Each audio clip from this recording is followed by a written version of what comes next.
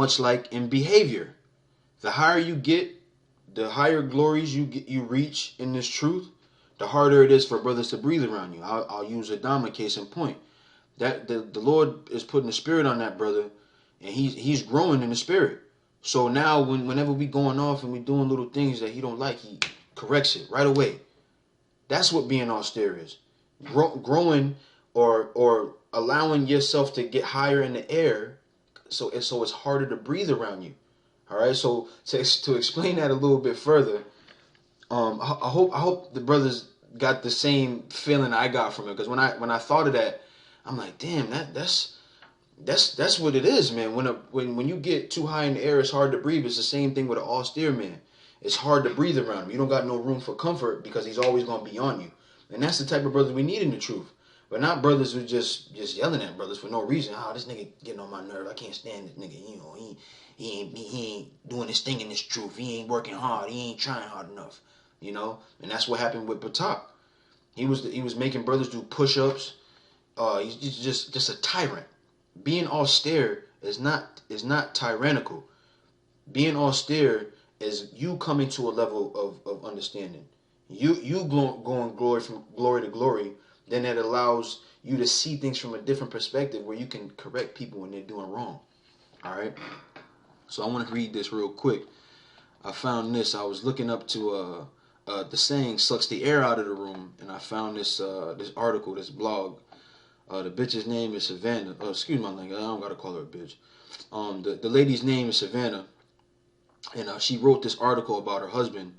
I'm not gonna read the whole thing, but I thought it was funny because in her eyes, as we know, women are a bit silly when it comes to certain things. So in her eyes, her husband's just being an asshole, a dickhead. But when I read this, this man is in his right mind. He's in his right mind. So I'm gonna read this article real quick, just to connect that being higher in the air being harder to breathe the higher you are, and likewise when your behavior gets higher, when you reach a higher level, it's harder to breathe around you as a man, because you have no room and no space to mess up. All right. So it says, I read this thing, man. It had me laughing. It says, I am so lost right now and have no idea what to do. My husband has become a vacuum. He sucks all the air and light and happiness and positive out of the room. Nothing is ever good enough for him. He is never happy. Anything positive, any positive thing there is quickly turns into a negative. There is nothing that he cannot make into a bad thing. It isn't family stuff per se, because he loves us. It is everything else. He is never satisfied with anything and is always looking for something new. It is impossible to please him.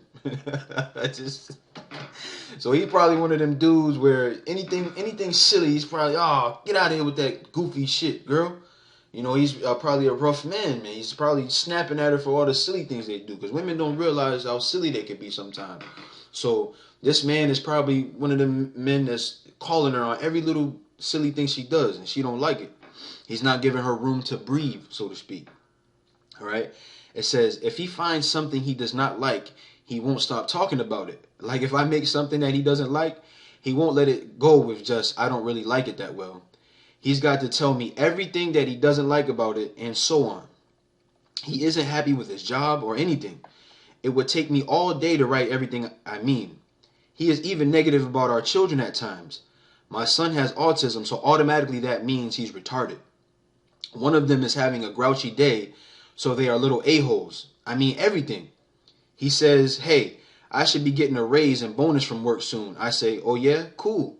He says, don't get too excited. It probably won't even be anything much. So this sounds like a man who's just fed up with this world, man. This dude is probably an Israelite. He's fed up with this world. He don't want to be in America no more, or wherever he's at. He don't want to be in this world no more. He realizes the bullshit. All right. It says, this is how it is all the time. I had a rotten upbringing, but I have always been a very positive person. I don't let things get me down for very long.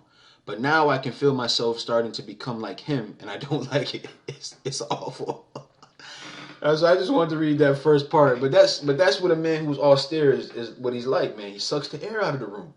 Cause just Adama tells a story about his pops. When his pops used to come home, everybody was quiet. Everybody in the house was quiet. No one made a peep. And if there was a peep made, he handled it, you know? So that's what an austere man is. A man who just don't like foolishness, man. Not a man who's just going out there just because he got that scripture in his pocket to act like, you know, he's just all high and mighty. You know, like he can't be bothered. You know, these niggas.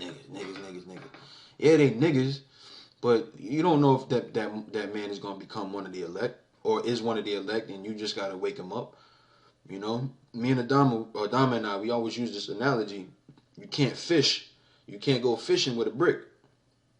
You got brothers that take that brick and you're supposed to be quiet around the water so the fish can be calm, and you come with the brick and you splashing the brick all in the water, the fish scatter around all over the place. You can't fish with a brick, man. You gotta fish, you gotta lay that net out there, let them fish slowly go into that net, and then you snatch them up. That's how you fish, man. Brothers is out there hunting, and it ain't hunting season yet. You brothers is acting like Elmer Fudd, man. You know, it's not hunting season yet. It's time to fish. It's time for us to not be. And I'm not saying being gentle, because this truth, you know, we passionate about this truth, man. We're passionate. So I'm not saying to taper your passion. I'm not saying that, but have method to your passion. Let there be a reason for your anger. Let yourself be indignant. Have indignation, not just anger. The scriptures talk about being blameless of them that are without, because people are waiting for something bad to say about us, man. Especially GMS. People are waiting to say something bad about us. So don't give them a reason, man. If you're passionate, that's one thing, you know. But you jumping right into being mean to somebody, man, that's unnecessary. All right. So I wanted to go to one more scripture. It just came to me now. I don't know exactly what verse here, so I'll do it like this. Just to give another example of austerity being a thing of cultivation. You got to work towards being at a high level. Like I mentioned before, the scripture that says going from glory to glory. That's the scripture that Brother Amashab always uses, because it's true. You can't look at the elders and see them at their level of austerity and think you can be that, because you can't. It's impossible. It's impossible. It's like the scripture I'm going to go to. As a matter of fact, I'll just go to it now. But it's in 1 Corinthians, the 15th chapter. Paul gives the example of being planted corruptible, but being raised incorruptible, which is like a seed. You plant a seed, and the seed just don't become a flower the next day. You brothers is trying to be flowers and trees like the elders, and y'all are just little buds, man. Little sprouts. You don't try to be a flower. We've only been in it that stint of brothers that came in around '07, the end of '07. We only been in it for 5 or 6 years, man. We just little sprouts. We can't be a tree yet. We can't be a rose. We can't be a garden of full grown things. We got to be cultivated. Right now we just a little sprout. We still got to have the water sprinkled on us. We still got to be tended to by the husband of the farm. There's still things that we got to grow into before we can say we're austere. We're not austere. You know, there's some brothers who are at a level more than others, but you know, we can't be the elders. We can't. It is impossible. Years ago, the brothers down in Texas, they did a show, and it was along the same lines of that, where yeah, we've been in the truth for thousands of years because of reincarnation, but our 5 to 6 years on this side can't compare to the elders 30 on this side. You can't get to that level, because just like we're going glory to glory, the elders are constantly going glory to glory. So don't look at their austerity and their roughness and their hardness and try to be that, because you have to be what you are in this truth. Let the truth work you into being what you are, or what you're going to be. So let me find this verse, man, and then I'm going to get out of y'all hair.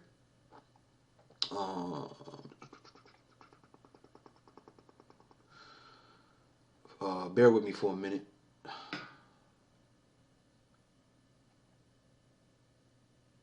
Okay, it says here, it says 1 Corinthians 15:42. It says, so also is the resurrection of the dead. It is sown in corruption and is raised in incorruption. It is sown in dishonor, it is raised in glory. It is sown in weakness, it is raised in power. It is sown a natural body, it is raised a spiritual body. There is a natural body and there is a spiritual body.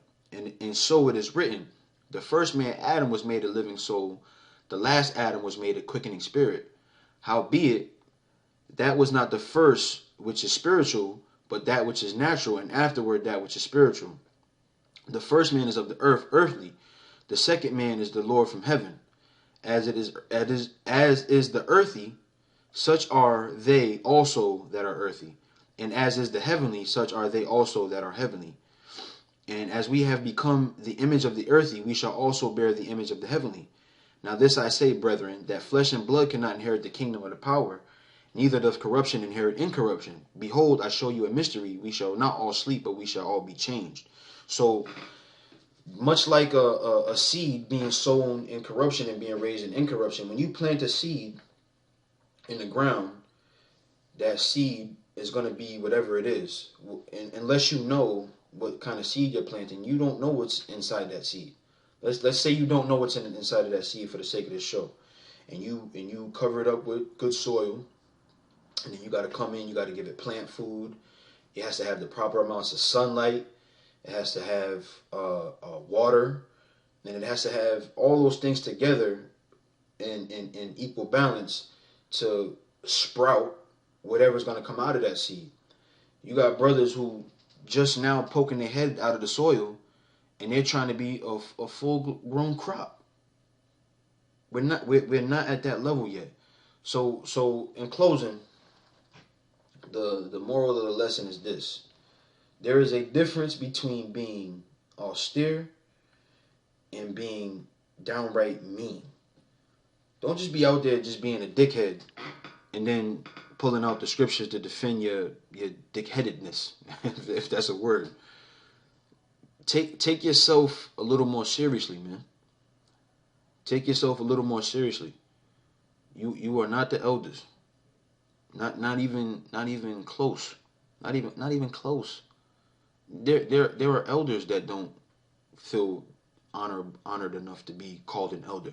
And here we are trying to behave like them, and we're not even at that level yet. And we'll never be at that level. It's just the way the thing works, man. Like the scriptures say in Daniel's, the 12th chapter, that you got to come back in your lot. It ain't your lot to be like the elders. It's your lot to be who you are. I'm sounding all sounding poetic and shit. Let me get out of here. I want to say first and foremost, the Wadi Yahweh Ba'Shem Yahweh Shai for allowing us to teach this word, man. I always say this at the end of the show, but I can't put into words the gratitude I feel towards Yahweh Ba'Shem Yahweh Shai for showing mercy on me. Secondly, for the elders, giving double honors to the elders, and thanking Yahweh Ba'Shem Yahweh Shai for putting them here so that they can give us these tools so that we can be able to teach also. And lastly, but not least, you other brothers that are out there teaching the word in sincerity and in truth. Until the next one, shalom.